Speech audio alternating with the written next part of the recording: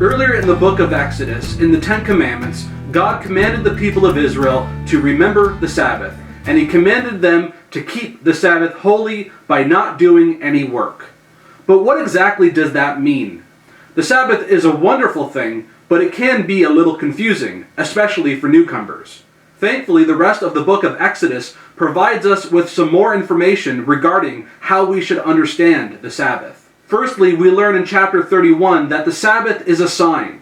The Lord said to Moses in verse 13, "Speak to the sons of Israel, saying, You shall surely observe my Sabbaths, for this is a sign between me and you throughout your generations, that you may know that I am the Lord who sanctifies you." The observance of the weekly Sabbath and the yearly holiday Sabbaths are meant to act as a sign, reminding the Israelites that they have been set apart by God as His covenant nation.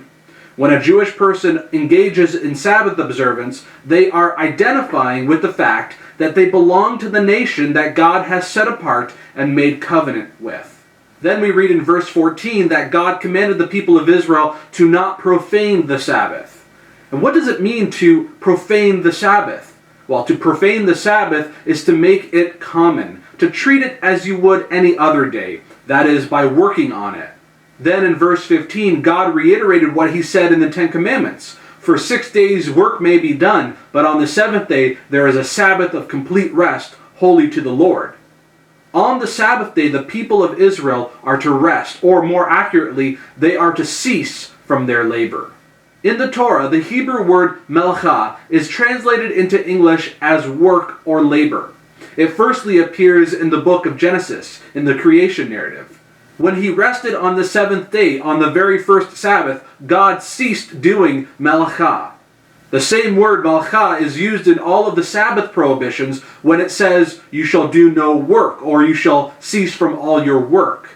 And not coincidentally, this is the word that is used to describe the kind of work that was to be done in order to construct the tabernacle. In this week's Torah portion, Moses said regarding one of the architects of the tabernacle, He has filled him with the Spirit of God, in wisdom, in understanding, and in knowledge, and in all craftsmanship. The word translated here as craftsmanship is the Hebrew word malacha. It is the long-standing Jewish tradition that malacha, the work prohibited on the Sabbath, was specifically creative or productive work, like the kind needed to construct the tabernacle. So from those tabernacle passages, as well as a few other passages from the Torah and the rest of the Hebrew Scriptures, the Jewish leadership came up with 39 categories of work that is prohibited on the Sabbath. Now, Jewish law requires that only those who are legally, halakhically Jewish are required to observe the Sabbath by avoiding the 39 categories of labor or malacha. But all other people are welcome to participate in other aspects of the Sabbath. And indeed, the Sabbath is not just a day of not doing things, it is also a day of worship and of fellowship. The Sabbath is a day in which we get to taste the age to come, and all peoples are welcome to taste for themselves.